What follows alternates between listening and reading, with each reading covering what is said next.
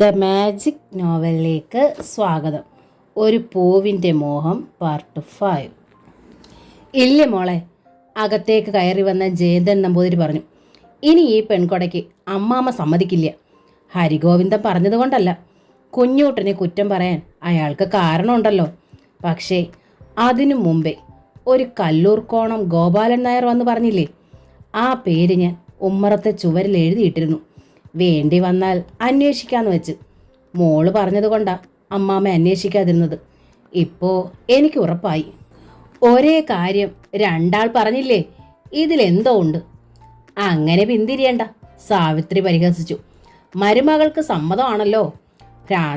ഭ്രാന്തനായാലും കാശുള്ളവനല്ലേ. അയാളെ പിടിച്ച് ചങ്ങലയ്ക്ക് ഇട്ടിട്ട് ഇവൾക്ക് സുഖമായി ജീവിച്ചൂടെ? താത്രി, നമ്പൂതിരി ശാസിച്ചു. നിന്നെപ്പോലെയാണ് എല്ലാരെന്ന് കരുതിയോ? ഇപ്പോ കുറ്റക്കാരി ഞാനായോ? സാവിത്രി ചീറി. കറുത്തേടത്തുനിന്ന് ആലോചന വന്നു എന്ന് പറഞ്ഞ് എന്ത് നികളമായിരുന്നു അമ്മാമയ്ക്കും മോൾക്കും. അന്നേ ഞാൻ പറഞ്ഞതല്ലേ, വലിയ ഇടത്തു നിന്ന് താണ ഇടത്തേക്ക് ആലോചന വന്നാൽ എന്തോ കെണി ഉണ്ടാകുമെന്നും. അന്നത് എൻ്റെ അസൂയയെ വ്യാഖ്യാനിച്ചു. ഇപ്പം പഠിച്ചല്ലോ മോളെ. നമ്പൂതിരി താമരയെ തഴുകി. മോള് സങ്കടപ്പെടണ്ട, നിനക്കിനിയും നല്ല ആലോചനകൾ വരും. ആ ഹരിഗോവിന്ദൻ്റെ ആലോചനയും തട്ടിക്കളയേണ്ട കാര്യമില്ലായിരുന്നു. മറുപടിയൊന്നും പറയാതെയാ അയാൾ പോയത്. നീ സമ്മതിച്ചാൽ അമ്മാമ്മ പോയി അയാളെ കാണാം. നിന്റെ കാര്യത്തിൽ ഹരിക്ക് വല്ലാത്ത മോഹമുണ്ടെന്ന് തോന്നണു. എനിക്ക് പക്ഷേ ഇനി ആ മോഹമില്ല, താമര തുറന്നു പറഞ്ഞു. കുഞ്ഞൂട്ടിനെ കുറിച്ച് കേട്ടത് ശരിയാണെങ്കിൽ നമ്പൂതിരി താമരയെ നോക്കി. ശരിയാണെന്നാ എൻ്റെ വിചാരം, താമര പറഞ്ഞു. അതേക്കുറിച്ചാവും അദ്ദേഹം അന്ന് പറയാനൊരുങ്ങിയത്. ആ അമ്മയാണ് തടഞ്ഞത്, വിക്കിൻ്റെ കാര്യം പറഞ്ഞത്. ഇതൊക്കെ അപ്പോഴേ ഞാൻ പറഞ്ഞതല്ലേ? സാവിത്രി ചോദിച്ചു. കള്ളത്തരമുള്ളവരെ കണ്ടാൽ എനിക്കറിയാം. എന്തിനും പോകുന്നൊരു സ്ത്രീയാ അവര്. അവരുടെ കയ്യിൽ ചെന്ന് വെട്ടാൽ ഈ കുട്ടിയുടെ പൊടി പിന്നെ കിട്ടില്ല. അവർ എങ്ങനെയായാലും അവരുടെ മകൻ സത്യം പറയാൻ തയ്യാറായതാണല്ലോ. സാവിത്രി നോക്കി താമര പറഞ്ഞു. അതുകൊണ്ട് എനിക്ക് ഈ പെൺകുട മതി. എത്ര സത്യസന്ധനായാലും ഭ്രാന്തളയാ പിന്നെ വല്ല വെളിവുമുണ്ടോ മോളെ? മനസ്സ് നൊന്താൽ ഇളക്കമുണ്ടാകാറുണ്ടെന്നല്ലേ ഉത്തരത്തെ അയാൾ പറഞ്ഞത്. നിനക്ക് വല്ല ദേഹോപദ്രവം ഏൽപ്പിച്ചാലോ കുട്ടി? സാവിത്രിയുടെ മുഖത്ത് പൊടുന്നനെ വാത്സല്യം പ്രകടമായി. കുഞ്ഞോട്ടിന് ഭ്രാന്താണെന്നറിഞ്ഞതിൽ വലിയ സന്തോഷമായിരുന്നു അവർക്ക്. എങ്കിലും ഭ്രാന്തൻ്റെ വേളിയായിട്ടാണെങ്കിലും താമര കറുത്തേടത്തെ മരുമകളാവുകയാണല്ലോ. കണക്കില്ലാത്ത ഭൂസ്വത്തുള്ള എല്ലാമാണ്. സാവിത്രിക്ക് അത് സഹിക്കണില്ലായിരുന്നു. ഭർത്താവിൻ്റെ കൈകൊണ്ട് ദേഹോപദ്രവം ഏറ്റു മരിക്കാനാണ് എനിക്ക് യോഗ വെച്ചാൽ അത് നടക്കട്ടെ അമ്മായി, താമര അറിയിച്ചു. ഞാനിത് സ്വീകരിക്കുക. എൻ്റെ ജന്മം കൊണ്ട് ഒരാൾക്കെങ്കിലും ഗുണം ഉണ്ടാവുമല്ലോ. ഭ്രാന്തുള്ള ഒരാളെ വിവാഹം കഴിക്കാൻ ഒരു പെണ്ണും തയ്യാറാവില്ലെന്ന് എനിക്കറിയാം. ഞാനതിന് അറിഞ്ഞുകൊണ്ട് തയ്യാറാവുക. ഞാൻ പാപിയായതുകൊണ്ടാണ് ജനനത്തോടെ എൻ്റെ അമ്മ മരിച്ചുപോയെന്ന് അമ്മായി പറയാറില്ലേ? ആ പാപത്തിന് ഒരു പ്രായച്ചിത്തമാവട്ടെ. ഒരു വേദവും പഠിച്ചില്ലെങ്കിലും എനിക്കൊന്നറിയാം. ആർക്കും വേണ്ടാത്തൊരു പുരുഷൻ്റെ പത്നിയാവണതിൽ പുണ്യമുണ്ട്. ഒടുവിൽ ഈ ജന്മം സാർത്ഥമാക്കാൻ കഴിഞ്ഞാൽ അതിലും വലിയൊരു അഭിമാനമുണ്ടോ? അവൾ തിരിഞ്ഞ് അമ്മാമ്മയെ നോക്കി. അമ്മാമ്മയും പറയാറില്ലേ, നിറകുടത്തിലല്ല ജലം പകരേണ്ടതെന്ന്. ഞാനൊരു ഒഴിഞ്ഞ കുടമാണ് തിരഞ്ഞെടുത്തിരിക്കുന്നത്. ഇതിന് മറ്റവകാശികൾ ഉണ്ടായിരിക്കില്ലല്ലോ. ജയന്തൻ നമ്പൂതിരിയുടെ കണ്ണുകൾ തുളുമ്പി. മാറ്റം ഇല്ലേ മോളെ ഈ തീരുമാനത്തിൽ? അദ്ദേഹം ചോദിച്ചു. ഇല്ല, താമര പറഞ്ഞു. കറുത്തേടത്ത് കുഞ്ഞൂട്ടൻ എന്ന ആൾ എന്നെ താലി അണിയിക്കാൻ തയ്യാറാണെങ്കിൽ, അനുഗ്രഹിക്കാൻ അമ്മാമ്മയെ അരികിലുണ്ടെങ്കിൽ എനിക്ക് ഈ പെൺകുട മതി. ഇതല്ലാതെ ഒരു പെൺകുട എനിക്കുണ്ടാവില്ല. സാവിത്രി പുച്ഛത്തിൽ തലകുലുക്കി. കറുത്തേടത്തില്ലത്തെ സ്വത്തിൻ്റെ കണക്ക് നിന്നെ അത്രയ്ക്ക് വശീകരിച്ചു ഇല്ലേ? ഇല്ലാന്ന് ഞാൻ ആണയിട്ടാലും അമ്മായി വിശ്വസിക്കില്ലല്ലോ. അതുകൊണ്ട് ഞാൻ ആ പാഴ് ശ്രമത്തിനില്ല. ആരെയും ബോധിപ്പിക്കാനുള്ളതല്ല നമ്മുടെ ജീവിതം. നമ്മുടെ ധാർമ്മികതയ്ക്കും വിശ്വാസങ്ങൾക്കും അനുസരിച്ച് ജീവിച്ചു തീർക്കാനുള്ളതാണ്. ബോധിപ്പിക്കേണ്ട ഏക കേന്ദ്രം ദൈവമാണ്. പെട്ടെന്ന് നമ്പൂതിരി തിരിഞ്ഞു പുറത്തേക്ക് നടന്നു. ഭാഗവതം എടുത്ത് അദ്ദേഹം അതിലേക്ക് മനസ്സ് സ്ഥാപിച്ചു. ഭാഗവതം അടച്ച് ധ്യാനിച്ച് കണ്ണു തുറന്നപ്പോൾ മുന്നിൽ ചേമഞ്ചേരി. രണ്ടുപേരും കൂടി പടിപ്പുര മുറിയിലേക്ക് പോയി. ഒരു കാര്യം പറയാനാ ഞാൻ വന്നത്, ചേമഞ്ചേരി പറഞ്ഞു. മുമ്പില്ലാത്തൊരു ന്യൂസ് ഇപ്പോൾ ഇവിടെ പരന്നിരിക്കണം. കുഞ്ഞൂട്ടന് ഒരിക്കൽ ഭ്രാന്ത് വന്നതാണെന്നും. കറുത്തേടത്ത് പോയി ഞാൻ തിരക്കിയില്ല. ആദ്യം ഇവിടെ വന്നാണല്ലോ പറയേണ്ടത്. ഇല്ലാച്ച തിരുമേനി ഞാൻ ചതിച്ചു എന്ന് വരില്ലേ? തിരുവേനിക്ക് മരുമകളോടുള്ള സ്നേഹം എനിക്കറിയാം. അതുകൊണ്ടാ നേരെ ഇങ്ങ് പോന്നത്. വേണ്ടാന്ന് വെക്കണേച്ചാ വേണ്ടാന്ന് വെക്കാം. അതല്ല അന്വേഷിച്ചിട്ട് മതിയെച്ചാ അങ്ങനെ ആവാം. മുമ്പേ ഒരു സൂചന കിട്ടിയിരുന്ന വെച്ചാൽ ഇങ്ങനൊരു ആലോചനയായി ഞാൻ ഇങ്ങോട്ട് വരില്ലായിരുന്നു. മുമ്പേ ഇവിടെ സൂചന കിട്ടി, ഇടർന്ന സ്വരത്തിൽ നമ്പൂതിരി അറിയിച്ചു. രണ്ടിടത്തൂന്ന്. എന്നിട്ടും താമര പറയണത് അവൾക്ക് ഇത് മതിയെന്നാ. ഇതല്ലാച്ചാ വേറെ പെൺകുട വേണ്ടാന്നാ. ചേമഞ്ചേരിക്ക് അത്ഭുതമായി. വിധി ഇതാച്ചാ ഇതല്ലേ നടക്കൂ? നമ്പൂതിരി ചോദിച്ചു. ഇല്ലാച്ചാ താനെ ഒഴിഞ്ഞും പോകും. അതുകൊണ്ട് ചേമഞ്ചേരിക്ക് അമ്പരപ്പായി. എല്ലാം അറിഞ്ഞുകൊണ്ട് നമ്മൾ ഒന്ന് അന്വേഷിക്കുക പോലും ചെയ്യാതെ. ഇത് തന്നെ മതിയെന്ന കുട്ടി പറയുമ്പോൾ ഇനി അന്വേഷിച്ചിട്ട് എന്താ? അവളുടെ ഇടത്തെ കൈത്തണ്ട ഒന്ന് നോക്കുക. ഒരു കറുത്ത പാടുണ്ടാവും. ചട്ടുകം പഠിപ്പിച്ച് വെച്ചതാ എൻ്റെ ആത്തോൽ. വല്ലാത്ത ഞെട്ടലുണ്ടായി ചേമഞ്ചേരിയിൽ. അതിലും ഭയങ്കരം ആയിരിക്കില്ലല്ലോ കറുത്ത ഇടത്തെ അനുഭവം. എൻ്റെ കണ്ണടഞ്ഞാൽ പിന്നെ എൻ്റെ കുട്ടിക്ക് പെൺകൊട ഉണ്ടാവില്ല. കുഞ്ഞൂട്ടൻ അവളെ തച്ചു കൊന്നാലും സുമംഗലിയായിട്ടല്ലേ അവൾ മരിക്കൂ. ഒരു കുട്ടി ഉണ്ടായിട്ടാണച്ച അവളുടെ കുലവും അവസാനിക്കില്ലല്ലോ. സ്ത്രീധനം കൊടുത്തൊരു പെൺകൊട നടത്താൻ എനിക്ക് കഴിവില്ല. എൻ്റെ ആത്തോല് സമ്മതിക്കുകയില്ല. ആ സ്ഥിതിക്ക് അവളെ ഈ അഗ്നി പരീക്ഷയ്ക്ക് അയക്കുക ഞാൻ. അവൾ കൂടി നിർബന്ധിച്ചിട്ടാണെന്നുള്ള ന്യായം ഉണ്ടല്ലോ എനിക്ക്. നമ്പൂതിരി കണ്ണു തുടച്ചു. ഒരു നിമിഷത്തെ ആലോചനയ്ക്ക് ശേഷം ചേമഞ്ചേരി തലകുലുക്കി. ഒക്കെ തിരുമേനിയുടെ തീരുമാനം. ഇവിടെ വന്ന് പറയേണ്ട കടമയുണ്ടല്ലോ എനിക്ക്. ആളുകൾ പറയും പോലെ ഉള്ള ഭ്രാന്തൊന്നും ആ കുട്ടനുണ്ടെന്ന് തോന്നണില്ല. ഉണ്ടച്ചാ കോളേജിൽ പോയി പഠിപ്പിക്കാൻ കഴിയുമോ? മുമ്പ് വല്ലതും ഉണ്ടായിട്ടുണ്ടാവാം. അത് ഭേദം ഉണ്ടായിട്ടുണ്ടാവും. അത് മതിയല്ലോ ദുഷ്ടാത്മാക്കൾക്ക് ദൂഷ്യം പറഞ്ഞ് ഒരു മനുഷ്യജന്മം കെടുത്താൻ. താമരക്കുട്ടിയെപ്പോലൊരു പെൺകിടാവ് കൂടെ ചേർന്നാൽ ഭ്രാന്ത് പോലും ഭേദാവുമെന്നാ അടിയൻ്റെ വിശ്വാസം. നമ്പൂതിരി ആശ്വാസത്തിലൊന്ന് മൂളി. എങ്കിൽ കറുത്തേടത്ത് ചെന്ന് ഞാൻ വാക്കുറപ്പിക്കാം, ചേമഞ്ചേരി പറഞ്ഞു. മുഹൂർത്തവും കുറിച്ച് വെച്ചാ നങ്ങേമാത്തോല് കാത്തിരിക്കണത്. ആയിക്കോട്ടെ, നമ്പൂതിരി അറിയിച്ചു. എത്രയും വേഗം ആയിക്കോട്ടെ. കുഞ്ഞൂട്ടൻ്റെ ഭ്രാന്തും പറഞ്ഞ് അടുത്ത മുടക്കി ഇങ്ങടെത്തും മുമ്പേ പെൺകൊട നടക്കണം. ചേമഞ്ചേരി പുറത്തേക്ക് നടക്കണത് കണ്ട് ഇല്ലത്തിൻ്റെ ഉമ്മറത്ത് നിന്നിരുന്ന സാവിത്രി തലയിൽ കൈവച്ച് ശപിച്ചു. ഒരു കാലത്തും ഇയാൾക്ക് ഗതി വരില്ല. ഇയാളുടെ പെൺകുട്ടികൾക്ക് താലിഭാഗ്യം ഉണ്ടാവില്ല. സർവ്വഗുണവും തികഞ്ഞൊരു പെൺകിടാവിനെ വശീകരണ ഭസ്മം നൽകി ഒരു ഭ്രാന്തന്റെ തലയിൽ കെട്ടിവെക്കാൻ ഒരുമ്പെടുവല്ലേ. പടിപ്പുര കടന്ന ചേമഞ്ചേരി അത് കേട്ടു. ഒന്ന് തിരിഞ്ഞു നോക്കി വീണ്ടും നടന്നു. തീരുമാനിച്ചോ എല്ലാം? സാവിത്രി നമ്പൂതിരിയോട് ചോദിച്ചു. പണത്തിനെപ്പോ മരുമകളെ വിറ്റു അല്ലേ? നീ എന്താ അച്ഛാ പറഞ്ഞോളൂ താത്രി. നമ്പൂതിരി മുഖം തിരിച്ചു. നിന്റെ വായ് മൂടാൻ എനിക്കാവില്ലല്ലോ. എൻ്റെ വായ് മൂടാൻ ദൈവം നിരീക്കണം. സാവിത്രി വെട്ടിത്തിരിഞ്ഞകത്തേക്ക് പോയി. അവർ താമരയുടെ അരികിലെത്തി. മോളെ, സ്നേഹപൂർവ്വം താമരയുടെ ചുമലിൽ കൈവച്ച് സാവിത്രി. അന്നാ സുന്ദരി നങ്ങേമ്മ വന്നത് വശീകരണ പൊടിയുമായിട്ടാ കുട്ടി. അതാ കുഞ്ഞൂട്ടന് ഭ്രാന്താണെന്നറിഞ്ഞിട്ടും അവനോട് നിനക്ക് ഇഷ്ടമുണ്ടായത്. ഉത്രത്തെ ഉണ്ണിയുടെ കാര്യത്തിൽ അതുണ്ടായില്ലല്ലോ. നോക്ക്, ഇത് ചതിയാ. അമ്മായി പറയണത് നിന്റെ നന്മയ്ക്കാ. എൻ്റെ കുട്ടിയാ നീയും. അമ്മായി ക്ഷമിക്കണം, താമര അപേക്ഷിച്ചു. എനിക്ക് ആരോടും ഒരു ഇഷ്ടവും തോന്നിയിട്ടില്ല. ഒരിക്കൽ ഭ്രാന്ത് വന്നതിൻ്റെ പേരിൽ വേലി നടക്കാതെ ഏകാഗിയായി കഴിയണ ആ മനുഷ്യനോട് സഹാനുഭൂതി മാത്രമേ ഉള്ളൂ എനിക്ക്. എൻ്റെ മനസ്സറിയാവുന്ന ദൈവം എന്നെ ഏത് ചതിയിൽ നിന്ന് രക്ഷിച്ചുകൊണ്ട് പോരുമെന്ന് എനിക്ക് ഉറപ്പുണ്ട്. നീ നശിക്കും. സാവിത്രി അറിയാതെ നെഞ്ചിൽ കൈവച്ചു. എന്നോട് സ്നേഹമുണ്ടെങ്കിൽ അമ്മാവി എന്നെ ഇങ്ങനെ ശപിക്കുമോ? എന്നെ അനുസരിക്കാത്തവർ മക്കളായാലും ഞാൻ ശപിക്കും. അത് അതേപടി പറ്റുകയും ചെയ്യും. സാവിത്രി എഴുന്നേറ്റ് പോയി. അന്ന് തന്നെ അവർ എല്ലാ വിവരത്തിനും വേദവ്യാസൻ എഴുതി. എന്ത് തടസ്സം ഉണ്ടായാലും നീ വരണം. എൻ്റെ എതിർപ്പ് അവഗണിച്ച് ഈ പെൺകൊട നടന്നാൽ ഞാൻ പിന്നെ ജീവിച്ചിരിക്കില്ല. മൂന്നാം നാൾ സന്ധ്യയ്ക്ക് വ്യാസനെത്തി.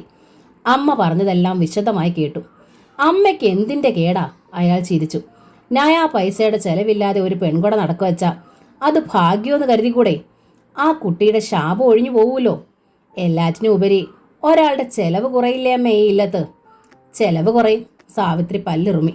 പക്ഷേ അവളുടെ ചെലവിലാ ഈ ഇല്ലം കഴിയണത്. അതറിയോ നിനക്ക്? സാരയില്ലമ്മേ, അതൊരു ചെറിയ തുകയല്ലേ. എനിക്ക് പ്രാക്ടീസായ അതിലും വലിയ തുക ഞാൻ തരും. മാത്രമല്ല, കറുത്തയിടത്തേക്ക് താമര പോയാൽ അവൾക്ക് ആശുപത്രിയിൽ നിന്ന് കിട്ടണ തുകയിലും കൂടുതൽ ഇവിടേക്ക് വരില്ലേ? കറുത്തയിടത്ത് സ്ഥിതി എന്താ? നീ വലിയ ഡോക്ടറാ. സാവിത്രി ചിറി കൂട്ടി. പക്ഷെ മണ്ടത്തരം വിളമ്പണ്ട. കറുത്തേടത്തേക്ക് കുടിവെച്ചാൽ പിന്നെ അവൾ ഇവിടേക്ക് തിരിഞ്ഞു നോക്കില്ല, എനിക്ക് ഉറപ്പാ. വ്യാസൻ ഒന്ന് ആലോചിച്ചു. എന്നിട്ട് ചോദിച്ചു, അതുകൊണ്ട് നമ്മൾ എന്താ ചെയ്യേണ്ടത്? ഈ പെൺകുടം മുടക്കിയാൽ നാളെ നമ്മൾ വിചാരിച്ചാൽ ഒരു പെൺകുടം നടത്തി കൊടുക്കാനാവോ? നടത്തണ്ട, സാവിത്രി പറഞ്ഞു. എൻ്റെ കാലം കഴിയോളം അവൾ ഇവിടെ തന്നെ നിന്നോളൂല്ലോ. ആശുപത്രിയിലെ ശമ്പളം കൊണ്ട് അവൾക്കും എനിക്കും നിന്റെ അച്ഛനും കഴിയാം. നീ ഒന്നും സഹായിച്ചില്ലെങ്കിലും ഞങ്ങളിവിടെ പട്ടിണിയാവില്ലല്ലോ. പ്രാക്ടീസ് ആയാലും നിന്റെ ആഡംബരം കഴിഞ്ഞ് ബാക്കിയല്ലേ ഇങ്ങോട്ടെത്തൂ. അതൊക്കെ കണ്ടറിയേണ്ട കാര്യങ്ങളാ. ഏതായാലും ഉത്തരത്തിലിരിക്കണത് കിട്ടുമെന്ന് വിചാരിച്ച് കക്ഷത്തിലിരിക്കണത് കളയാൻ ഞാനില്ല. മാത്രമല്ല, എൻ്റെ കുട്ടികൾ കഷ്ടപ്പാടി കഴിയുമ്പോൾ ഇവള് കറുത്തേടത്ത് പോയി മഹാറാണിയായി കഴിയാനും ഞാൻ സമ്മതിക്കില്ല. അടുത്ത മുറിയിൽ നിന്ന് എല്ലാം കേൾക്കുന്നുണ്ടായിരുന്നു താമര. അമ്മായിയുടെ സ്നേഹം അവൾക്ക് നന്നായി മനസ്സിലായി. അമ്മയുടെ അരികിൽ നിന്ന് വ്യാസൻ നേരെ വന്നത് താമരയുടെ മുന്നിലേക്കാണ്. എന്താ മോളൂ ഇത്? വ്യാസൻ താമരയോട് തിരക്കി. തലയ്ക്ക് സ്ഥിരമില്ലാത്ത ഒരുത്തനെ തന്നെ വേണോ നിനക്ക്? തലയ്ക്ക് സ്ഥിരയില്ലാത്തവർക്കും വേണ്ട ഏട്ടാ ഒരു തുണ. സ്നേഹത്തിൻ്റെ ശുശ്രൂഷ കിട്ടിയ ചിലപ്പോൾ അസുഖം ഭേദമായാലോ? ചിലപ്പോൾ ഭേദമായില്ലെങ്കിലോ? വ്യാസൻ ചോദിച്ചു. ഭേദമായില്ലെങ്കിലും ഉപേക്ഷിച്ചു പോരില്ല ഞാൻ. വട്ട് പിടിച്ചോ കൂട്ടി നിനക്ക്? വ്യാസൻ ചിരിച്ചു. ആ നടക്കട്ടെ, പെൺകൊടയ്ക്ക് ഞാൻ വന്നൂന്നിരിക്കില്ല. ഏട്ട വരണം. താമര തൊഴുതു. എനിക്കാകെ ഒരേട്ടയേ ഉള്ളൂ. നോക്കട്ടെ. ഒന്നാലോചിച്ചിട്ടാണ് വ്യാസം പറഞ്ഞത്. പിറ്റേന്ന് രാവിലെ അയാൾ മടങ്ങി. പടിപ്പുര വരെ അനിയാത്ര ചെന്ന സാവിത്രി മകൻ ഇടവഴിയിലേക്ക് ഇറങ്ങിയപ്പോൾ ചോദിച്ചു, നീ എന്തു പറയുന്നു? എല്ലാം അവളുടെ അച്ഛൻ്റെ ഇഷ്ടം പടി നടക്കട്ടമ്മേ. ആരുടെ ശാപം വാങ്ങാൻ ഞാനില്ല. ആരെയും ചുമക്കാനും എന്നെ കിട്ടില്ല, വ്യാസം പറഞ്ഞു. എനിക്കറിയാം. സാവിത്രി മുഖം വെട്ടിത്തിരിച്ചു. എൻ്റെ മക്കൾക്ക് മൂന്നിനും സ്വന്തം കാര്യമാണ് വലുത്. എനിക്ക് ഉപകാരമുള്ള ഒരെണ്ണത്തിന് ഈ ഇല്ലം വിട്ട് പോകാനും ഒരുങ്ങണം. തടയാൻ പറ്റുമെന്ന് ഞാനൊന്ന് നോക്കട്ടെ. സാവിത്രിയുടെ അവസാന വാചകം വ്യാസം കേട്ടില്ല. അയാൾ നടന്നകന്നിരുന്നു. അന്ന് ഉച്ച കഴിഞ്ഞപ്പോൾ കറുത്തേടത്തെ കാർ പടിപ്പുര വാതുക്കലെത്തി. കസവ് നേരിയതൊടുത്ത നങ്ങേമയും പട്ട് ധാവണിയിട്ട സോമബാലയും അകമ്പടിക്കാരനായി നങ്ങേമ്മയുടെ ഇളയ മകൻ ഭവദാസനും പടിപ്പുര കടന്നു വരുന്നു. കയ്യിലൊരു വലിയ സ്യൂട്ട് കേസ് ഉണ്ടായിരുന്നു ദാസന്. പൂന്താനത്തെ ഉമ്മറത്ത് കയറിയപ്പോൾ അയാൾ അത് അമ്മയെ ഏൽപ്പിച്ചു. നങ്ങേമ്മ അകത്തേക്ക് നോക്കി വിളിച്ചു, താമരെ മോളെ. താമര ഇറങ്ങി വന്നപ്പോൾ പിന്നിൽ നിഴലായി സാവിത്രി ഉണ്ടായിരുന്നു. സാവിത്രിയെ ശ്രദ്ധിക്കാതെ നങ്ങേമ്മ താമരയോട് തിരക്കി, അമ്മാമ്മ എവിടെ കുട്ടി? സപ്താഹത്തിന് പോയിരിക്കുക. സാരയില്ല, പെൺകൊടയുടെ തീയതി ചേമഞ്ചേരി ചെന്ന് അദ്ദേഹത്തെ അറിയിച്ചിട്ടുണ്ടാവും. ദാ ഈ സ്യൂട്ട് കേസിൽ നിനക്കുള്ള സാധനങ്ങളാ. പട്ടുസാരി, സാരിക്കുള്ള പാവാട, ബ്രേസിയേഴ്സ്, കസവ് പുടവ, 25 പവൻ്റെ ആഭരണങ്ങൾ. താമരയുടെ പിന്നിൽ നിന്നിരുന്ന സാവിത്രിയുടെ കണ്ണുകൾ മിഴിഞ്ഞുപോയി. ഇപ്പോൾ സ്യൂട്ട് കേസ് തുറക്കണ്ട, നങ്ങേമ്മ പറഞ്ഞു. അലമാരയിൽ കൊണ്ടുവച്ച് പൂട്ടി താക്കോല് നീ തന്നെ സൂക്ഷിക്കണം. ഒന്നും കളഞ്ഞു പോകരുത്. പറയുന്നതിനിടയിൽ അർത്ഥഗർഭമായി സാവിത്രി ഒന്ന് നോക്കി നങ്ങേമ്മ. അടി കൊണ്ടതുപോലെയായി സാവിത്രി. പെൺകൊടയ്ക്ക് അണിയാനാ, നങ്ങേമ്മ തുടർന്നു. ഞങ്ങൾ വരുമ്പോൾ 76 പവൻ കൂടി കൊണ്ടുവരും. അതുകൂടി അണിയിച്ചേ അങ്ങോട്ട് കൊണ്ടുപോകൂ. കുഞ്ഞൂട്ടൻ്റെ ഏട്ടയുടെ വേളി കൊണ്ടുവന്നത് 101 പവനാ. അതിലും കുറയണ്ടാന്ന് വെച്ചാ. പെൺകൊടയുടെ ചെലവിനുള്ള പണവും ചേമഞ്ചേരി ഇങ്ങടെത്തേക്കും. വേളി കഴിഞ്ഞാൽ കുഞ്ഞൂട്ടൻ്റെയും നിൻ്റെയും പേരിൽ ഒരു മാളികയും 2 ഏക്കർ വളപ്പും എഴുതിത്തരും. എല്ലാം നിനക്കുള്ളതാ. പകരം നീ എൻ്റെ കുഞ്ഞൂട്ടനൊരു നല്ല ജീവിതം കൊടുത്താൽ മതി. താമരയുടെ കണ്ണുകൾ നിറഞ്ഞു. സാവിത്രിക്ക് തല ചുറ്റും പോലെയും തോന്നി. പടിപ്പുരയുടെ മുന്നിൽ നിന്ന് കറുത്തേടത്തെ കാർ നീങ്ങുമ്പോൾ സാവിത്രി പല്ല് ഞെരിച്ചു മനസ്സിൽ പറഞ്ഞു, ഈ പെൺകുട താത്രി നടത്തില്ല. സപ്താഹം കഴിഞ്ഞ് അവളുടെ അമ്മാമ്മ മടങ്ങിയെത്തും മുമ്പേ എന്തെങ്കിലും ചെയ്തേ പറ്റൂ. കുഞ്ഞൂട്ടനെക്കുറിച്ച് ഇനി എന്തു പറഞ്ഞാലും താമരയുടെ അടുത്ത് വില പോകില്ല. താമരയെക്കുറിച്ചുള്ള അപവാദങ്ങൾ കറുത്തേടത്തുള്ളവരും വിശ്വസിക്കില്ല. ഇനി എന്താ ഒരു മാർഗം? സാവിത്രി തല പുകഞ്ഞ് ആലോചിച്ചു. താമരയെ ഇല്ലാതാക്കുകയെ വഴിയുള്ളെന്ന് മനസ്സിലായി. താമരയില്ലാതായാൽ ശമ്പളമായി മാസാമാസം കിട്ടണ 2000 രൂപ നഷ്ടമാകും. എന്നാലും സാരമില്ല. തൻ്റെ മക്കൾ അരിഷ്ടിച്ച് കഴിയുമ്പോൾ ഇവൾ രാജ്ഞിയായി വാഴണത് കാണണ്ടല്ലോ. അമ്മാമ്മ സപ്താഹത്തിന് പോയാൽ അമ്മായിക്ക് തുണയായി ആ കട്ടിൽ ചുവട്ടിൽ പായ വിരിച്ചാണ് താമര ഉറങ്ങുക. പകലത്തെ ജോലി ഭാരത്താൽ അന്നും കിടന്നപടി താമര നല്ല ഉറക്കമായി.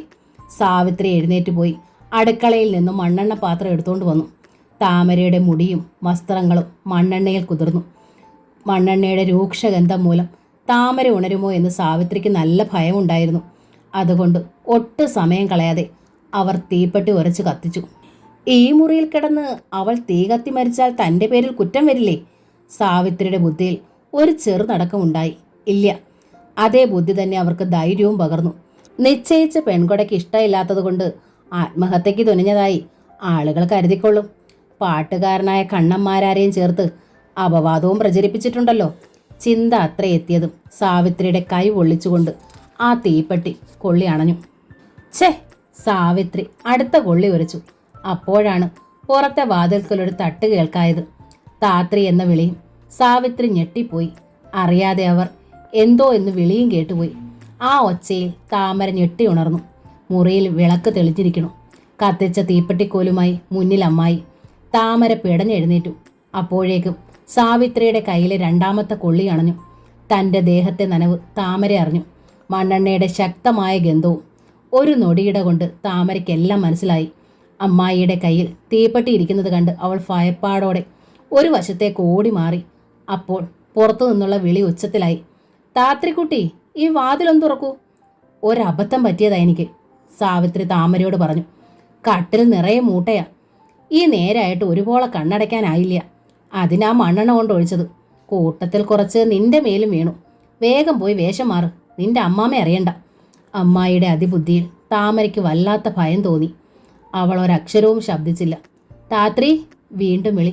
താ വരണോ? ഉറക്കത്തിൽ നിന്നുണർന്നതുപോലെ കണ്ണും തിരുമ്മിക്കൊണ്ട് സാവിത്രി പുറത്തേക്ക് നടന്നു. അവർ ചെന്ന് വാതിൽ തുറന്നു. എന്തേ സപ്താഹത്തിനിടയിൽ ഓടിപ്പോന്നത്? സാവിത്രി തിരക്കി.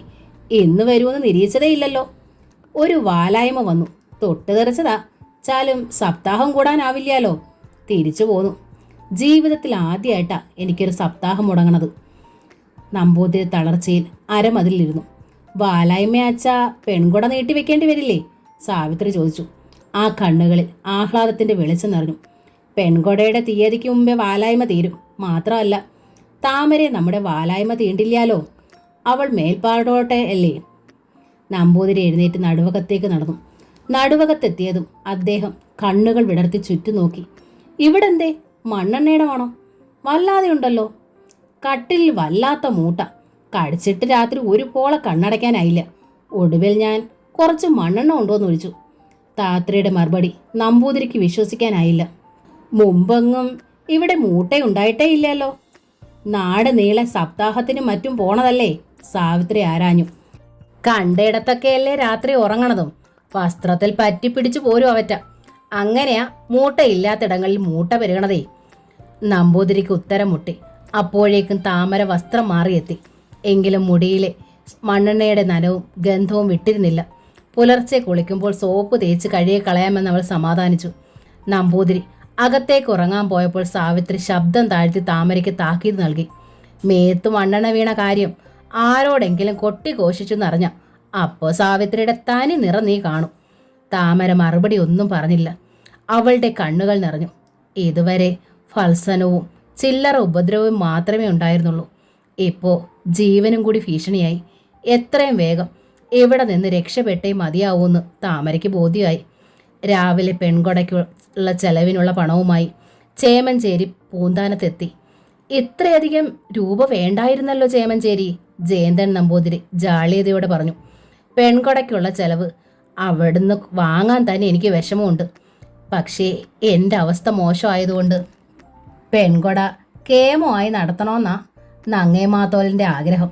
ഇത് പോരാച്ച ഇനിയും രൂപ എത്തിക്കാൻ അവിടെ വിഷമമൊന്നുമില്ല, ചേമഞ്ചേരി അറിയിച്ചു. ഇത് ധാരാളം മതി. നമ്പൂതിരിയുടെ തൊണ്ടയിടറി. ഇതുകൊണ്ട് തന്നെ എൻ്റെ ജന്മം അവർക്ക് ഞാൻ തീരെഴുതുക. എൻ്റെ കുട്ടിക്ക് ഒരു നല്ല ജീവിതം ഉണ്ടാവണം. അമ്മയില്ല, അച്ഛൻ ഉപേക്ഷിച്ചു. അമ്മാമ്മയായ ഞാൻ ഗതിയില്ലാത്തവനും നിസ്സഹായനുമാണ്. അവൾക്ക് വേണ്ടി പ്രാർത്ഥിക്കാനേ എനിക്ക് കഴിയൂ. ചേമഞ്ചേരി പോയി കഴിഞ്ഞപ്പോൾ സാവിത്രി നമ്പൂതിരിയുടെ അടുത്തുകൂടി. ഇതിൽ കുറച്ച് രൂപ എനിക്ക് വേണം. എൻ്റെതൊക്കെ പണയം വെച്ചിരിക്കുക. അതെനിക്ക് എടുപ്പിക്കണം. പെൺകൊടയ്ക്ക് ദാരിദ്ര്യക്കാരിയായി നിൽക്കാൻ എന്നെ കിട്ടില്ല. ഇതിൽ നിന്ന് 1/4 റുപ്പിക പോലും തരില്ല ഞാൻ, നമ്പൂതിരി തീർത്ത് പറഞ്ഞു. എന്ത് സംഭവിച്ചാലും വേണ്ടിയില്ല. എങ്കിൽ അലമാരയിൽ വെച്ചിരിക്കുന്ന ആഭരണങ്ങളിൽ നിന്നും ഒരു മാല ഞാൻ എടുക്കും. 100 പവനുള്ള സ്ഥിതിക്ക് ഒരു പടിയുടെ കൃത്യ കണക്കൊന്നും അവരുടെ കയ്യിലുണ്ടാവില്ലല്ലോ. ഇഷ്ടം പോലെ ഉള്ളത് കൊണ്ടല്ലേ ഇങ്ങനെ വാരിക്കോരി കൊണ്ടുതരണത്. ഇഷ്ടം പോലെ ഉണ്ടായിട്ടല്ല, നമ്പൂതിരി പറഞ്ഞു. തരാൻ മനസ്സുണ്ടായിട്ടാ. അപ്പോ കണക്ക് അവർക്കില്ലാച്ചാലും നമ്മൾ കളവ് കാട്ടാൻ പാടില്ല. ഞാൻ സമ്മതിക്കില്ല. നിന്റെ വകയൊന്നും നീ താമരയ്ക്ക് കൊടുത്തില്ലല്ലോ. അവര് കൊടുത്തതിന്ന് ഒന്നും ഇങ്ങടെ എടുക്കാനും പാടില്ല. അനുഭവിക്കില്ല അവൾ ഇത് മുഴുവൻ. സാവിത്രി തലയിൽ കൈവച്ച് ശപിച്ചു. ആര് ശപിച്ചാലും മനുഷ്യന് ഓരോ വിധിയുണ്ട്. നമ്പൂതിരി പറഞ്ഞു. നമ്മുടെ നന്മ തിന്മകൾക്ക് പോലും അതിനെ തിരുത്താനാവില്ല. പിറ്റേന്ന് ജയന്തൻ നമ്പൂതിരി മേൽപ്പാലോട്ടേക്ക് പോകാൻ ഒരുങ്ങി. പെൺകൊട നടത്താൻ മാധവൻ വരണം. അദ്ദേഹം സാവിത്രിയോട് പറഞ്ഞു. അച്ഛൻ മകളെ മടിയിലിരുത്തിയ കർമ്മങ്ങൾ പകരം അമ്മാമ്മ പോരല്ലോ. അപ്പോൾ പിന്നെ ചെന്ന് വിളിക്കാതെ തരയില്ല.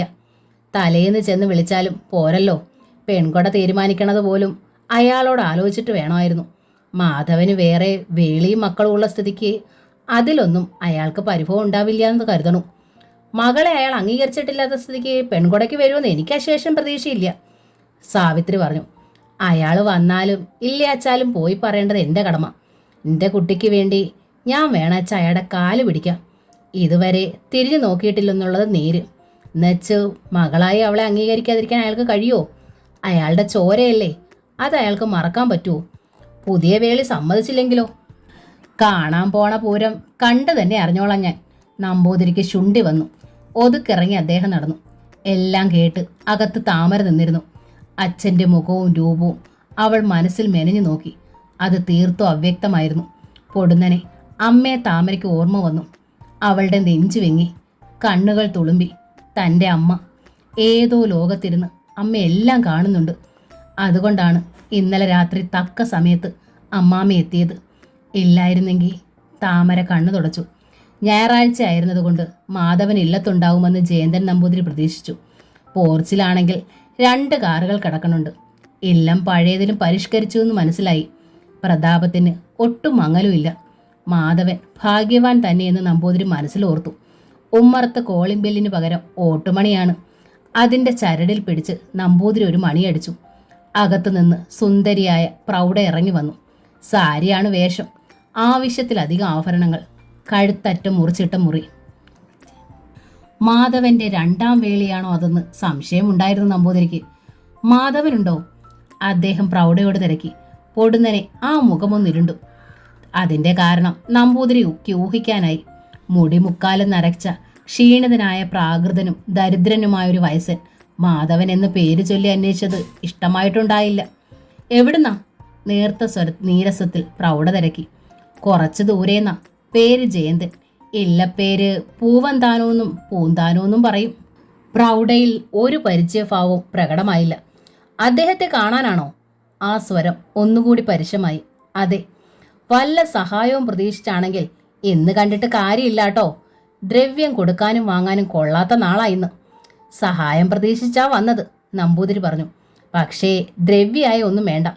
അദ്ദേഹത്തെ ഒന്ന് കണ്ട് ഒരു കാര്യം പറഞ്ഞാൽ മാത്രം മതി. പ്രൗഢ നമ്പൂതിരിയെ അടിമുടി ഒന്ന് വീക്ഷിച്ചു. എന്നിട്ട് തിരിഞ്ഞ് അകത്തേക്ക് നടന്നു. അല്പം കഴിഞ്ഞപ്പോൾ അകത്തു നിന്നും മാധവൻ ഇറങ്ങി വന്നു. ഒന്ന് തടിച്ച് ഉയരം കുറഞ്ഞ പോലെ തോന്നുമെങ്കിലും പഴയതിൽ നിന്ന് കാര്യമായ വ്യത്യാസമൊന്നുമില്ല. മുഖം അല്പം കൂടി വെളുത്തു തുടുത്തിരിക്കുന്നു. യാതൊരു അല്ലലുമില്ലാത്തതിൻ്റെ ഒരു തെളിച്ചം ആ മുഖത്ത് വിളങ്ങുന്നുണ്ട്. അയാൾക്ക് പക്ഷേ ജയന്തൻ നമ്പൂതിരി മനസ്സിലായില്ല. ആരെ? കസവ് പുതപ്പ് നേരെയാക്കി പൂണൂൽ മറച്ചുകൊണ്ട് മാധവൻ തിരക്കി. പൂന്താനത്തൂന്നാ. ജയന്തൻ നമ്പൂതിരിയുടെ തൊണ്ടയിടറി. ജയന്തൻ, ദേവകിയുടെ ഏട്ടൻ. മാധവനിൽ വല്ലാത്തൊരു ഞെട്ടലുണ്ടായി. ആ പുരികങ്ങൾ ഉയർന്നു.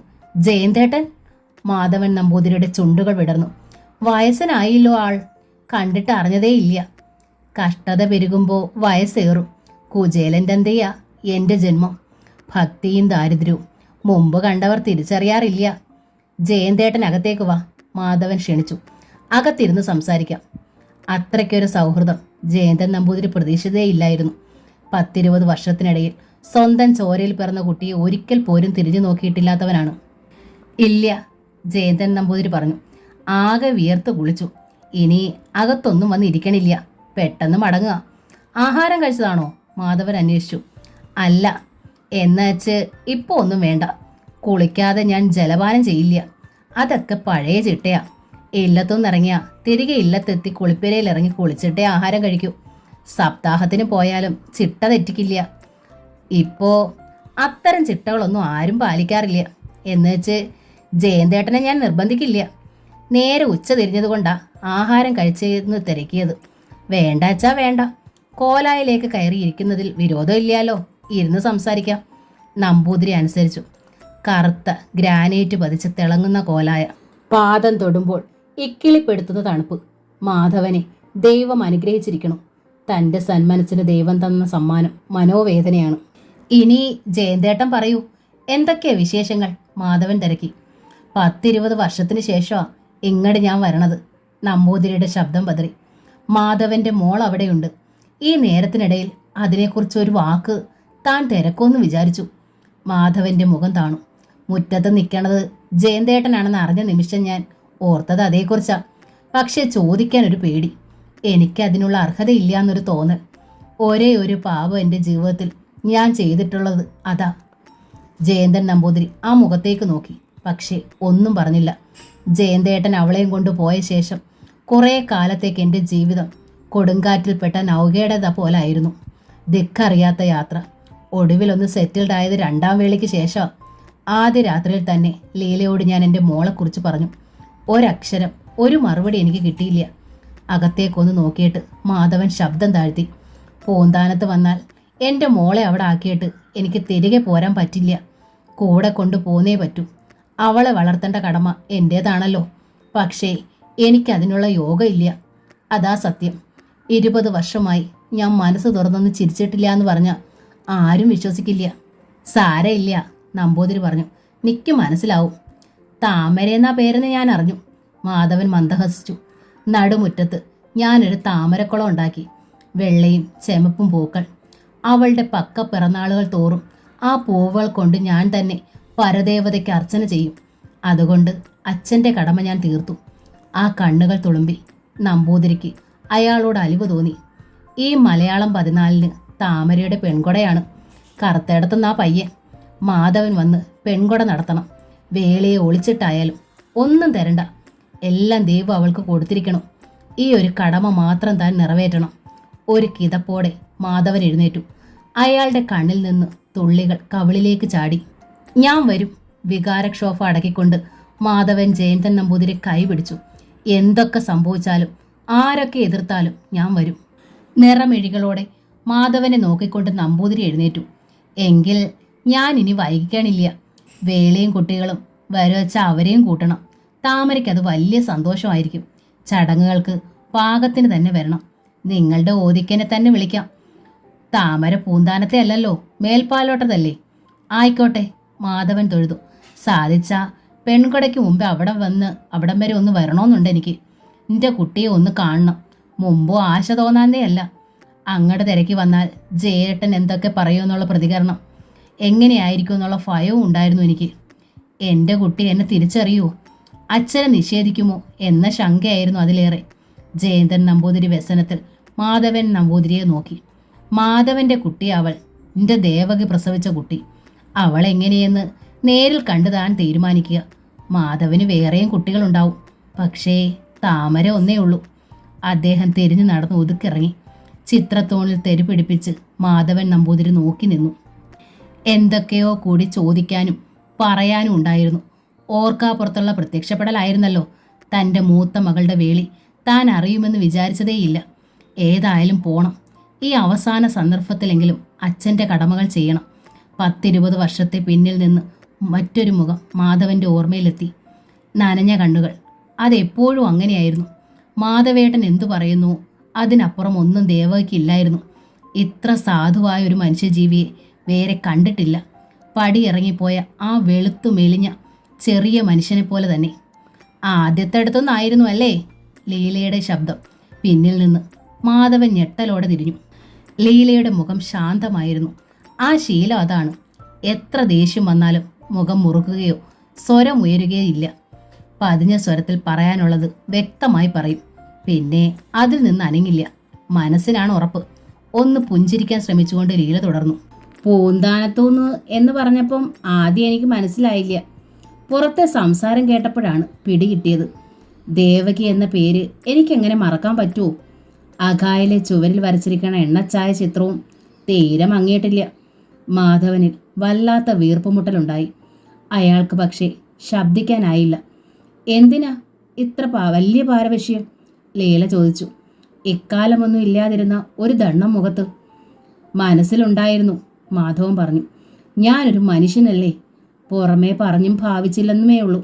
ഇപ്പോൾ എല്ലാം പൊടുന്നതിന് മുന്നിലേക്ക് വന്ന് ഇടിഞ്ഞു വീണിരിക്കണം. ഇത്ര വ്യാകരണ ഭംഗിയിലോ വികാരപരവശതയിലോ പറയാനുള്ള കാര്യമൊന്നും ഇതിലില്ല, ഭാഷാധ്യാപികയായ ലീല അറിയിച്ചു. കുട്ടിയുടെ പെൺകുട അവർ വന്ന് അറിയിച്ചു. അത് അവരുടെ കടമ. കുറച്ച് രൂപ അങ്ങടെത്തിച്ചാൽ നമ്മുടെ കടമയും തീർന്നു. രൂപയോ? മാധവന്റെ പുരികം ചുളിഞ്ഞു. രൂപയായി കൊടുക്കാൻ ആക്ഷേപം ഉണ്ടെച്ചാൽ സ്വർണ്ണമായി കൊടുക്കാമല്ലോ, ലീല അഭിപ്രായപ്പെട്ടു. ഒരു 10 പവൻ കൊടുക്കാം. ഇപ്പോൾ അതിനായി സ്വർണ്ണക്കടയിൽ പോവുകയും വേണ്ട. എൻ്റെ പഴയ സ്വർണ്ണമുണ്ട്. ഇവിടുന്ന് ആരുടെയെങ്കിലും കയ്യിൽ കൊടുത്തയക്കാം. വല്ലവരുടെയും കയ്യിൽ കൊടുത്തയക്കണതിലും ഭംഗി നമ്മൾ കൊണ്ടുവന്ന് കൊടുക്കണതല്ലേ. ആ കുട്ടിക്ക് സന്തോഷമാവും. നമ്മുടെ അപർണയ്ക്ക് അവളുടെ ഏട്ടത്തി ഒന്ന് കാണുകയും ചെയ്യാം. പ്രതീക്ഷയിൽ മാധവൻ പത്നിയെ നോക്കി. മാധവേട്ടൻ എന്ത് വിചാരിച്ചാലും ഒന്ന് ഞാൻ പറയാം. ഒട്ടും ക്ഷോഭമന്യാണ് ലീല പറഞ്ഞത്. നമ്മുടെ അപർണയ്ക്ക് അങ്ങനെ ഒരു ഏട്ടത്തി വേണ്ട. പരസ്പരം കണ്ടാൽ അതൊരു ബന്ധമാവും. പിന്നെ തുടരേണ്ടിയും വരും. ഞാൻ ഏതായാലും അതിഷ്ടപ്പെടുന്നില്ല. പെൺകുടയ്ക്കും വരില്ല ഞാൻ. അപർണയെ അയക്കില്ല. മാധവേട്ടൻ പോകരുതെന്ന് ഞാൻ പറയില്ല. ഞാനങ്ങനെ പറയാൻ പാടില്ലല്ലോ. എങ്കിലും മാധവേട്ടൻ പോകണത് എനിക്കിഷ്ടമല്ല. എന്നോട് സ്നേഹമുണ്ടെങ്കിൽ. വാചകം പൂർത്തിയാക്കാതെ അർത്ഥഗർഭമായി മാധവനെ ഒന്ന് നോക്കിയിട്ട് ലീല തിരിഞ്ഞു നടന്നു. മാധവൻ തളർച്ചയിൽ കോലായിലെ ആട്ടുകട്ടിലേക്കിരുന്നു.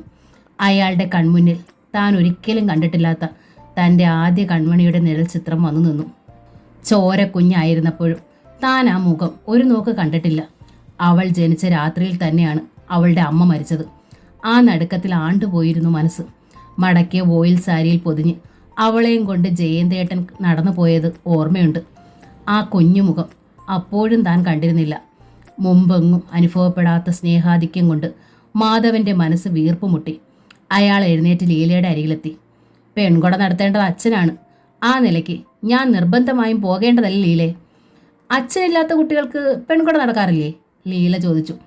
പക്ഷേ ഞാൻ ജീവിച്ചിരിക്കുമ്പോൾ അവക്ക് വേണ്ടി ഞാൻ ഒന്നും ചെയ്തിട്ടില്ല. അതുകൊണ്ടല്ലേ സ്വർണമോ പണമോ എന്താച്ചാ കൊടുക്കാമെന്ന് പറഞ്ഞത്. അതിനേക്കാൾ പ്രധാനമല്ലേ അച്ഛൻ്റെ സാന്നിധ്യം. ഇതുവരെ അവൾ അവിടെ അനാഥയായിരുന്നു.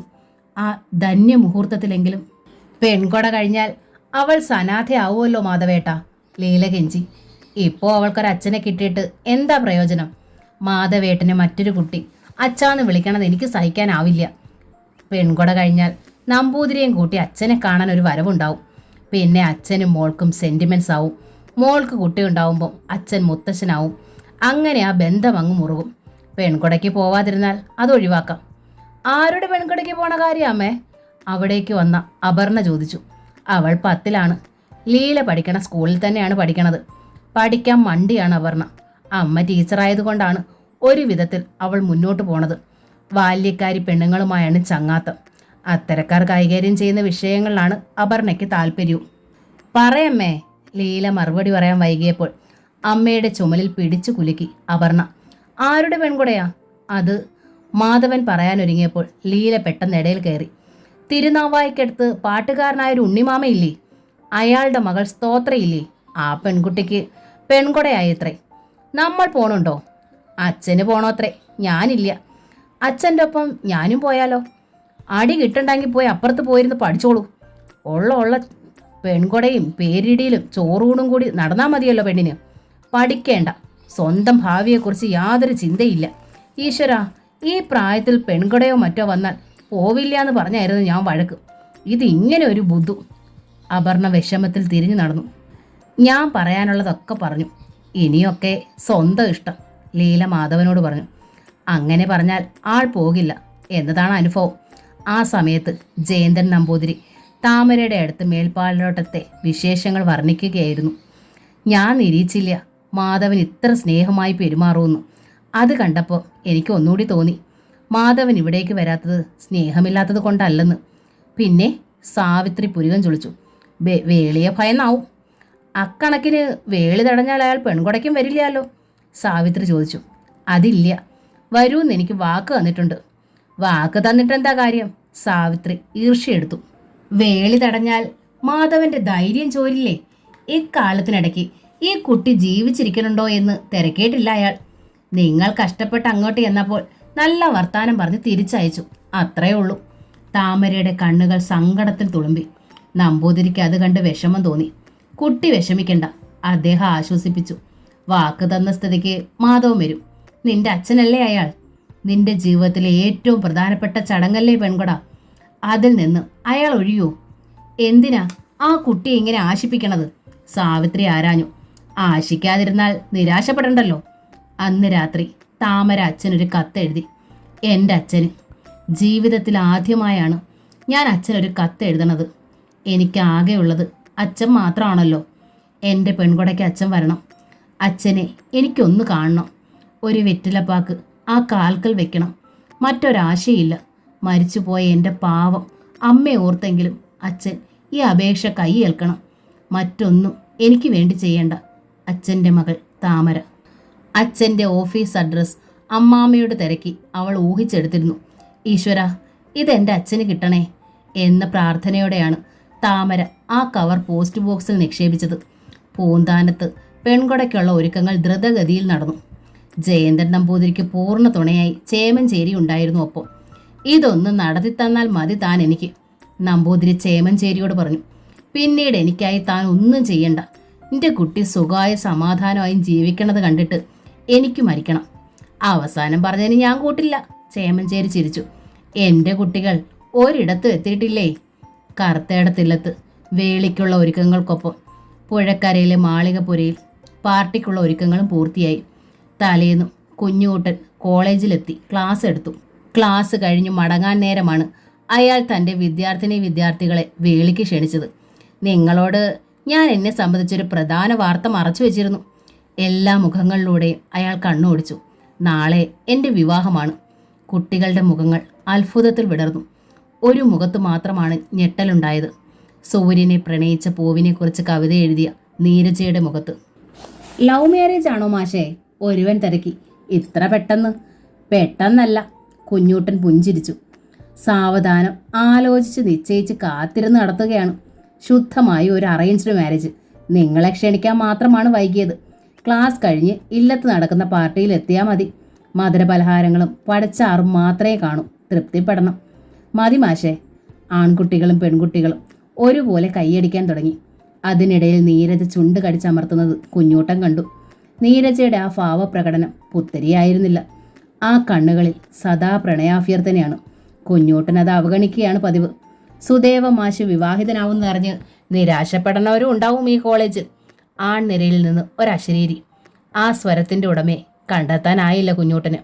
ക്ലാസ് കഴിഞ്ഞ് അയാൾ മടങ്ങുകയായിരുന്നു. കോറിഡോറിലെത്തിയപ്പോൾ അതാ പിന്നിൽ നിന്നൊരു വിളി. സർ. കുഞ്ഞൂട്ടൻ തിരിഞ്ഞു നിന്നു. പ്രതീക്ഷിച്ചതുപോലെ നീരജയായിരുന്നു. നിറഞ്ഞു കവിഞ്ഞ കണ്ണുകൾ, വിതുമ്പുന്ന ചുണ്ടുകൾ. ഭീതിയോടെ കുഞ്ഞൂട്ടൻ ചുറ്റും കണ്ണോടിച്ചു. മനഃപൂർവ്വമല്ലേ വിവാഹക്കാര്യം ക്ലാസ്സിൽ അറിയിക്കാൻ വൈകിച്ചത്? നീരജ ചോദിച്ചു. ഏയ്, കുഞ്ഞൂട്ടൻ പുഞ്ചിരിച്ചു. ഒരുപാട് വിവാഹാലോചനകൾ വന്ന് അവസാന നിമിഷങ്ങളിൽ തട്ടിത്തെറിച്ചു പോയതാണ്. നിശ്ചയത്തിന് ശേഷം ഒഴിഞ്ഞുപോയ ആലോചനകളുമുണ്ട്. സഹ അധ്യാപകരെ അറിയിച്ചതുപോലും ഒരാഴ്ച മുമ്പാണ്. തലേന്ന് മതി നിങ്ങളെ അറിയിക്കാനെന്ന് വെച്ചു. പിന്നെ തിരുത്തി പറയണ്ടല്ലോ. ഇനിയും തിരുത്തിക്കൂടെ സാർ? നീരജ് ചോദിച്ചു. കുഞ്ഞൂട്ടൻ ഞെട്ടിപ്പോയി. സാറിനെ കൂടാതെ എനിക്ക് ജീവിക്കാനാവില്ല. സാർ മറ്റൊരാളുടേതാവണത് എനിക്ക് സഹിക്കാനാവില്ല. കുഞ്ഞൂട്ടൻ അമ്പരപ്പിൽ നീരജയെ നോക്കി. കുട്ടി ഭ്രാന്ത് പറയരുത്. ഭ്രാന്തായിരിക്കാം സാർ, ഇടറുന്ന സ്വരത്തിൽ നീരജ പറഞ്ഞു. എന്ത് ചെയ്യാം, ഞാൻ അങ്ങനെ ആയിപ്പോയി. എനിക്കിത് അമർത്താനാവുന്നില്ല. സാറിനെ മറക്കാനാവുന്നില്ല. സാർ എന്നെ മനസ്സിലാക്കണം. കുട്ടി എന്നെയാണ് മനസ്സിലാക്കേണ്ടത്. കുട്ടിയെ ഞാൻ എൻ്റെ വിദ്യാർത്ഥിനിയായി, കുഞ്ഞനിയത്തിയായി മാത്രമേ കണ്ടിട്ടുള്ളൂ. അതിനെ എനിക്ക് കഴിയൂ. കുട്ടി ഈ ഭ്രാന്ത് ഉപേക്ഷിച്ച് സമചിത്തതയോടെ വീട്ടിൽ പോകണം. കുഞ്ഞൂട്ടൻ തിരിഞ്ഞു നടന്നു. ഞാൻ മരിക്കും സാർ. പിന്നിൽ നിന്നൊരേങ്ങൽ. പിടിച്ചു നിർത്തിയതുപോലെ കുഞ്ഞൂട്ടൻ നിന്നുപോയി. പക്ഷേ അയാൾ തിരിഞ്ഞില്ല. കോറിഡോറിൻ്റെ എതിരിൽ നിന്നും ഒരു പറ്റം പെൺകുട്ടികൾ നടന്നു വരുന്നുണ്ട്. എന്നിട്ടും കുഞ്ഞൂട്ടന് ചലിക്കാനായില്ല. അയാൾ തീർത്തും വിഷമവൃത്തത്തിലായി. സാർ, ഇതൊരു പക്ഷെ തമാശയായാവും കരുതണത്. പിന്നിൽ നിന്ന് നീരജ തുടർന്നു. പക്ഷേ സാറിൻ്റെ വിവാഹം നാളെ നടന്നാൽ മറ്റന്നാളെങ്കിലും സാറിന് നീ മനസ്സിലാവും നീരജയുടെ സ്നേഹം തമാശയായിരുന്നില്ലെന്ന്. എതിരിൽ നിന്ന് വന്ന ആ പെൺകുട്ടികൾ തങ്ങളെ കടന്നു പോകും വരെ കുഞ്ഞൂട്ടൻ നിന്നെടുത്ത് തന്നെ നിന്നു. അത് കഴിഞ്ഞ് അയാൾ തിരിഞ്ഞു നോക്കി. നീരജയും ആ പെൺകുട്ടികൾക്കൊപ്പം നടന്നു പോയി കഴിഞ്ഞിരുന്നു. ഇല്ലത്തെത്തുന്നത് വരെ കുഞ്ഞൂട്ടൻ നീരജയെക്കുറിച്ചാണ് ഓർത്തത്. എന്താണ് ആ പെൺകുട്ടിയുടെ കുഴപ്പം? അവൾ പറഞ്ഞതിൽ വല്ല സത്യവുമുണ്ടോ? അതോ അവൾക്ക് ഭ്രാന്താണോ? ഇല്ലെങ്കിൽ തന്നെ പരിഹസിച്ചതാവുമോ? കോളേജിൽ കുഞ്ഞേട്ടന് ആകെയുള്ളൊരു സ്നേഹിതൻ ഇംഗ്ലീഷ് ഡിപ്പാർട്ട്മെന്റിലെ ജയശങ്കറാണ്. ഫോണിൽ ജയശങ്കറിന്റെ അടുത്ത് എല്ലാം അയാൾ വിശദമാക്കി. ജയശങ്കർ പക്ഷേ പൊട്ടിച്ചിരിക്കുകയാണ് ചെയ്തത്. കുഞ്ഞൂട്ടനെ പോലുള്ളവരെ ഇത്തരം ജൽപ്പനങ്ങൾ ശ്രദ്ധിക്കും. പെൺകുട്ടികളുമായുള്ള എക്സ്പീരിയൻസ് കുറവായിട്ടാ ടീസിങ് എന്ന ഇംഗ്ലീഷിൽ ഇതിന് പറയുക. മുമ്പൊക്കെ ആൺകുട്ടികൾ പെൺകുട്ടികളിലാ ഇത് പ്രയോഗിക്കുക. ഇപ്പൊ ചില മിടുക്കികൾ പാവം പിടിച്ച ആൺപിള്ളേരെയും കൈകാര്യം ചെയ്യാറുണ്ട്. ഒരു അധ്യാപകന്റെ അടുത്ത് ഇങ്ങനൊരു കളി ആദ്യം കേൾക്കുക ഞാൻ. താനൊരു പാവമായതുകൊണ്ടാവാം കല്യാണത്തിന്റെ തലേ രാത്രി തൻ്റെ ഉറക്കം കെടുത്തുകയാവും അവളുടെ ലക്ഷ്യം. ചിലപ്പോ അവൾ തന്നിൽ ഒരല്പം ഭ്രമിച്ചു പോയിട്ടുണ്ടാവാം. ബുദ്ധി കുറവാണെങ്കിലും സുന്ദരനല്ലേ താൻ. ക്ലാസ്സിൽ വെച്ച് മനോഹരമായി കവിത ചെല്ലാറുണ്ടെന്നും കേട്ടിട്ടുണ്ട്. അതൊക്കെ പോരെ വട്ടിളകിയ ഇപ്പോഴത്തെ പെൺകുട്ടികൾക്ക്. ഏതായാലും അവൾ ആത്മഹത്യ ചെയ്യുകയൊന്നുമില്ലെന്ന് ഞാൻ വാക്ക് തരാം.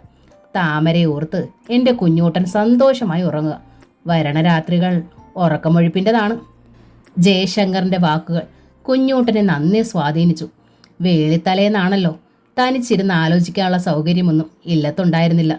താമരയുടെ കത്ത് അച്ഛനായ മാധവൻ നമ്പൂതിരിയുടെ കയ്യിൽ എത്തിയത് തലേന്നാണ്.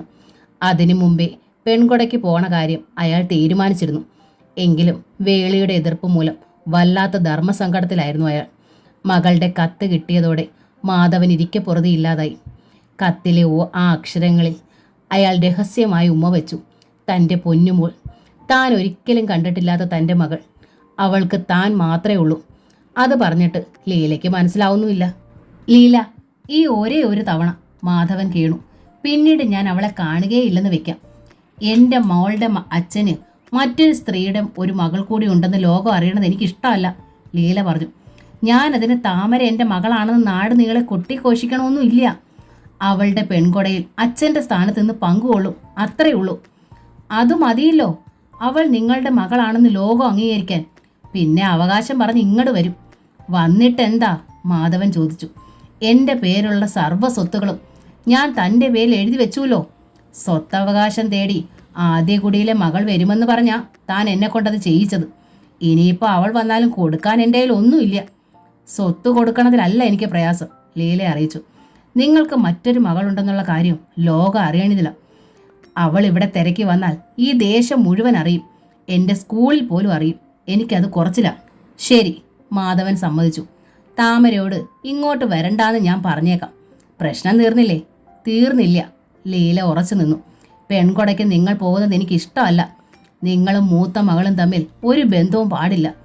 അത് പിന്നീട് ഒരുപാട് പ്രശ്നങ്ങൾ ഉണ്ടാക്കും. ഇത്ര കാലം ആ ബന്ധം ഇല്ലാതിരുന്നിട്ട് ഒരു കുഴപ്പവും വന്നിട്ടില്ലല്ലോ. എൻ്റെ അച്ഛനും ഏട്ടന്മാരും ചോദിക്കണതാ. ഇനിയും ആ ബന്ധം വേണ്ട. തിരക്കി പോയിട്ടില്ലെങ്കിലും ഒന്നും കൊടുക്കാൻ കഴിഞ്ഞിട്ടില്ലെങ്കിലും എൻ്റെ ഉള്ളിൽ എപ്പോഴും ആ ഓർമ്മയുണ്ടായിരുന്നു ലീല, മാധവൻ അറിയിച്ചു. ദേവകി മരിച്ചതിൻ്റെ സങ്കടത്തിൽ കുറേ നാൾ ദേശാടനത്തിലായിരുന്നു ഞാൻ. അന്ന് എനിക്കെൻ്റെ മോളെ തിരക്കാനായില്ല. സ്വസ്ഥമായി ഞാൻ ഈ ഇല്ലത്തിരിക്കാൻ ആരംഭിച്ചത് തന്നെ വേളി കഴിച്ചതിന് ശേഷം. അതോടെ ആദ്യ വേളിയിലെ കുട്ടിയെ തിരക്കിക്കൂടാതെ താൻ നിർബന്ധന വെച്ചു. ഞാനത് അംഗീകരിക്കുകയും ചെയ്തു. ഇന്ന് വരെ ഇതിപ്പോൾ അവളുടെ പെൺകൊടയാ. ജയന്തേട്ടൻ വന്ന് പറഞ്ഞത് കൂടാതെ താമര എനിക്ക് എഴുതുകയും ചെയ്തു. പോകാതിരിക്കണത് മഹാപാപമാവും. പോയാൽ പിന്നെ അങ്ങേക്ക് ലീല ഉണ്ടാകുമെന്ന് വിചാരിക്കണ്ട. ലീലയുടെ അവസാനത്തായുധം ഈ ഇല്ല നിങ്ങളുടേതാ. നിങ്ങൾക്ക് എവിടെ താമസിക്കാം. പക്ഷേ എന്നെ വേളിയായി നിരീക്കണ്ട. അങ്ങനൊരു വിചാരം എനിക്കുണ്ടാവില്ല. ലീല പറഞ്ഞാൽ അതിന് മാറ്റം ഉണ്ടാവില്ല എന്നറിയാലോ. നമ്പൂതിരിക്ക് ഉത്തരം മുട്ടി. നല്ല വാക്കുറപ്പും മനസ്സുറപ്പും ഉള്ളവളാണ് ലീലയെന്നറിയാം. സ്വത്തുക്കൾ മാത്രമല്ല, ബാങ്ക് ഡെപ്പോസിറ്റും ആ പേരിലാണ്. ഈ വർഷം പെൻഷൻ ആവാനിരിക്കുകയാണ് മാധവൻ. എല്ലാം ആലോചിച്ചിട്ടും ദേവകിയിലുണ്ടായ തൻ്റെ മകളെ ഉപേക്ഷിക്കാമെന്ന് അയാൾക്ക് തോന്നിയില്ല. നാളെയാണ് പെൺകൊട. ഇപ്പം സമയം സന്ധ്യയാവുന്നു. 2 ജോഡി ഡ്രസ്സ് ബാഗിലാക്കി നമ്പൂതിരി ഇറങ്ങി. കാറിലാണ് പുറപ്പെട്ടത്. സ്വയം ഡ്രൈവ് ചെയ്തു. പൂന്താനത്തെത്തിയപ്പോൾ മണി 11. പെൺകൊട നടക്കുന്ന ഇല്ലമായതുകൊണ്ട് ആളുകൾ ഉറങ്ങിയിട്ടുണ്ടായിരുന്നില്ല. മാധവനെ കണ്ട് ജയന്തൻ നമ്പൂതിരിക്ക് വിശ്വസിക്കാനായില്ല. വരില്ല എന്ന് ഞാൻ ഭയന്നു. വരാതിരിക്കണമെങ്കിൽ ഞാൻ മരിക്കണം. മാധവന്റെ തൊണ്ടയിടറി. ഇത്ര കാലം എൻ്റെ മകളെ അവഗണിച്ചതിനുള്ള സർവ്വ പ്രായച്ചിത്വമാണ്. ജയന്തൻ നമ്പൂതിരി മാധവനെ ആലിംഗനം ചെയ്തു. കഴിഞ്ഞതൊക്കെ പോട്ടെ, ഇപ്പോൾ താൻ വന്നുല്ലോ. എൻ്റെ കുട്ടി ഭാഗ്യവതിയാണ്. മാധവൻ നമ്പൂതിരി ചുറ്റും കണ്ണോടിച്ചു. താമര ഉറങ്ങിയോ? അച്ഛനെ കാത്തിരിക്കുകയായിരുന്നു അവൾ. ജയന്തൻ പറഞ്ഞു. ഒടുവിൽ സങ്കടം കൊണ്ട് കണ്ണു നിറഞ്ഞു. കുട്ടി പോയി ഉറങ്ങിക്കോളൂ, നേരം പുലരുമ്പോൾ അച്ഛൻ ഇവിടെ ഉണ്ടാകുമെന്ന് ഞാൻ സമാധാനിപ്പിച്ചു. അങ്ങനെയാ ഉറങ്ങാൻ പോയത്. എൻ്റെ പെൺകിടാങ്ങളും എത്തിയിട്ടുണ്ട്. ഒരുമിച്ചാ അവർ ഉറങ്ങുക. വേണേച്ചാ വിളിക്കാം. ഉറക്കത്തിൽ നിന്ന് വിളിച്ചു നടത്താൻ വിഷമമുണ്ട്, മാധവൻ പറഞ്ഞു. പക്ഷേ അവൾ ഉറങ്ങിയിട്ടില്ലെങ്കിലോ? അച്ഛൻ വരില്ല എന്ന വ്യസനത്തിൽ പെൺകൊടയുടെ തലേ രാത്രി അവൾ ഉറക്കമിളച്ചാലോ? ഒന്ന് വിളിച്ച് അച്ഛൻ വന്നു എന്ന് മാത്രം അറിയിക്കാം. അത് കഴിഞ്ഞ് അവൾ ഉറങ്ങിക്കോട്ടെ. അച്ഛൻ വന്നു എന്നറിഞ്ഞാൽ കാണാതെ അവൾക്ക് ഉറങ്ങാൻ കഴിയുമോ മാധവ? ജയന്തൻ നമ്പൂതിരി ചോദിച്ചു. അവൾക്ക് ഈ ഭൂമിയിൽ ആകെയുള്ള ബന്ധു അച്ഛനാണ്. ജീവിതത്തിൽ ആദ്യമായി അച്ഛനെ കാണുകയാവും അവൾ. അത് കഴിഞ്ഞാലും അവൾക്ക് ഉറങ്ങാനാവുമോ? അവൾ ഉറങ്ങിയില്ലേച്ചാലും വേണ്ടിയില്ല, എനിക്ക് അവളെ ഒന്ന് കാണണം. ഇത്രയും കാലം കാണാതിരുന്നതാണ്. ഈ മുറ്റത്തെത്തിയിട്ട് ഇനി ഒരു നിമിഷം കാക്കാൻ എനിക്ക് വയ്യ, മാധവൻ പറഞ്ഞു. അപ്പോ വേവലാതി തനിക്കാണില്ലേ? ജയന്തൻ നമ്പൂതിരി ചിരിച്ചു. അദ്ദേഹം ചെന്ന് വാതിലിൽ തട്ടിയതും അകത്തു നിന്ന് താമരയുടെ ചോദ്യം ഉയർന്നു. ആരേ? അമ്മാമ്മയാണ് മോളെ. താമര എഴുന്നേറ്റ് വാതിക്കലെത്തി. മോൾ ഇതുവരെ ഉറങ്ങിയില്ലേ? ഇല്ല. എന്തേ അമ്മാമ്മേ? സ്വരത്തിൽ ആകാംക്ഷ കത്തി. നിന്റെ അച്ഛൻ വന്നിട്ടുണ്ട് കുട്ടി, ജയന്തൻ നമ്പൂതിരി അറിയിച്ചു. താമരയുടെ മുഖത്ത് സന്തോഷത്തിൻ്റെ സ്ഫോടനം ഉണ്ടായി. ഒപ്പം സങ്കടവും കരച്ചിലും വിങ്ങലും. അതോടെ ഒതുക്കുകൾ കയറി മാധവന് ഉമ്മറത്തെത്തി. തൂക്കുവിളക്കിലെ തിരി അയാൾ വിരൽത്തുമ്പ് കൊണ്ട് നീട്ടി. ഒരു പൂവിൻ്റെ മോഹം എന്ന നോവലിൻ്റെ ഈ ഭാഗം ഇവിടെ പൂർണ്ണമാവുകയാണ്. ഈ നോവൽ നിങ്ങൾക്ക് ഇഷ്ടമായെങ്കിൽ ലൈക്ക് ചെയ്ത് ഷെയർ ചെയ്ത് സബ്സ്ക്രൈബ് ചെയ്യണേ. താങ്ക്